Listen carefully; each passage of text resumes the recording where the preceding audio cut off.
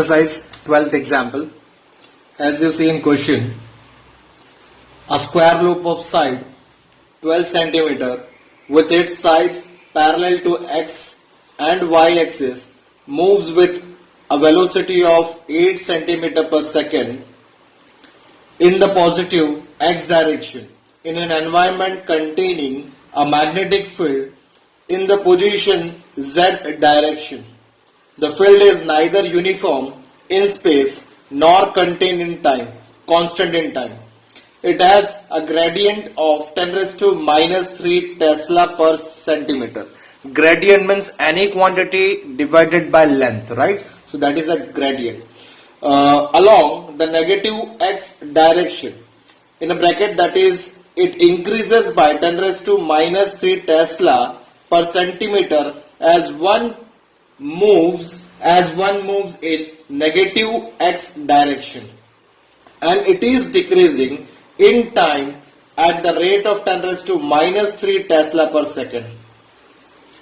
Determine the direction and magnitude of induced current in the loop if resistance is 4.5 meter ohm. Sorry, milliohm. So this is the term which is given. Here we have to find direction as well as the magnitude of induced EMF, right? So let we make a list terms which are given. So given terms we have, that is length of this square loop, which is 12 centimeter, so 0.12 meter. Clear? Velocity, as you see, this is a square loop which is moving along a x-axis with velocity 8 centimeter per second. So 8 centimeter per second, which is 0.08 meter by second. Now magnetic field gradient is given. So that is, as I told you, any quantity by length. So this is a magnetic field gradient. So dB by dx, which is decreases or in the negative x-axis, so it is minus 10 raised to minus 3 Tesla per centimeter, right? We convert it, so it is 10 raised to minus 3 by it is meter, Tesla by meter. For that we have to put minus 2, and finally it is 10 raised to minus 1 Tesla by meter. Clear? Now there is a change of magnetic field with respect to time. So rate of magnetic field is given with that is minus 10 raised to minus 3 Tesla by second, right? That is also again decreasing, so that's why we put here minus sign. So in this question, EMF is induces by two changes. One by change in position, another by change in magnetic field. Clear? So by that we have total two induced EMF. Let me find them. First, induced EMF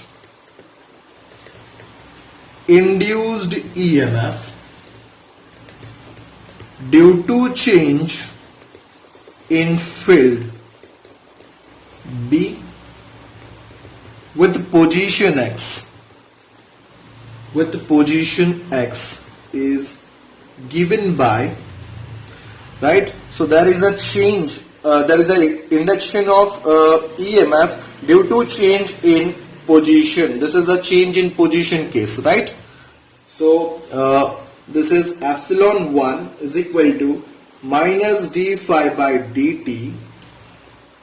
Putting a value of flux, it will be minus a dB by dt, as flux phi is equal to dA cos theta. Theta is the angle, as you find here. Area vector, magnetic field, both are parallel to each other, right? So cos 0 is 1, a constant comes out, right? Now anyhow we have to introduce this magnetic gradient. For that, minus a, we do division of dx, then we have to do in numerator dx, right? So by time t. So by this will become as velocity, and this is the magnetic gradient. So it will be minus a this will be a velocity, this will be a velocity, so V, and this is the magnetic gradient, so dB by dx. Clear? Putting value, now putting value, it is minus A. What is the area? Area, length is, so here area will be, it is L square, as it is a square, so it is 0.12 whole square, right? So this is the area, so 0.12 whole square, velocity is 0.08, and dB by dx is minus 10 raised to minus 1. So by that, this epsilon 1 is 115.2 into 10 raised to minus 6 volt, right? This is the epsilon 1 here.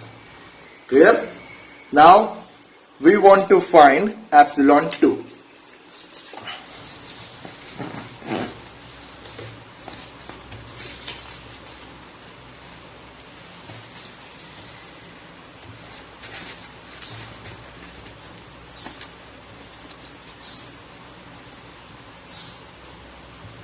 Now, induced EMF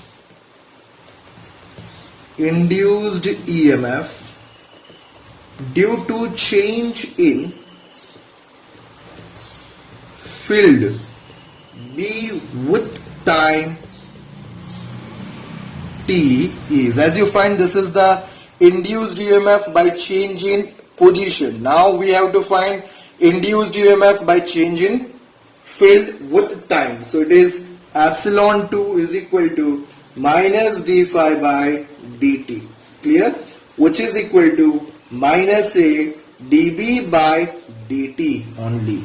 Now we substitute a value.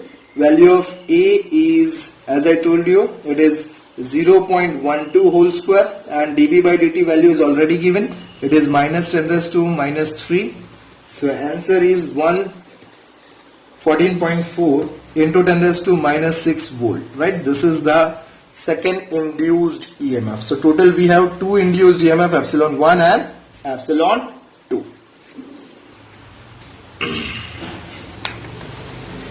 Now total induced EMF,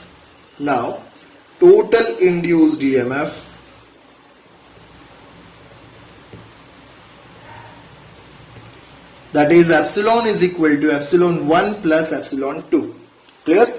So that is 115.2 as we find earlier into 10 raised to minus 6. So it will be 129.6 into 10 raised to minus 6 volts. This is the total induced EMF. Clear? Now for induced current, therefore induced current I is equal to, that is epsilon by R, right? Putting value 129.6 into 10 raised to minus 6 by R, that is 4.5 into 10 raised to minus 3, right? That R is given, right? Because it is 4.5 milli ohm. So for milli we have 10 raised to minus 3. Clear? Now the final answer will be approximately 2.9 into 10 raised to minus 2 ampere. This is the current. Clear?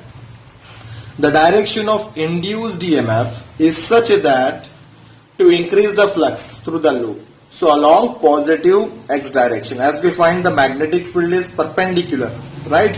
We have a dot here, right? As you find, this magnetic field is perpendicular, right? So there is a decrease in magnetic field. To stop that decrease in magnetic field, the induced direction of current will be in the same direction of magnetic, which is in upward. So if we take the same direction of magnetic field, then according to right hand rule, we find that the current direction will be anti-clockwise. Current direction will be anti-clockwise.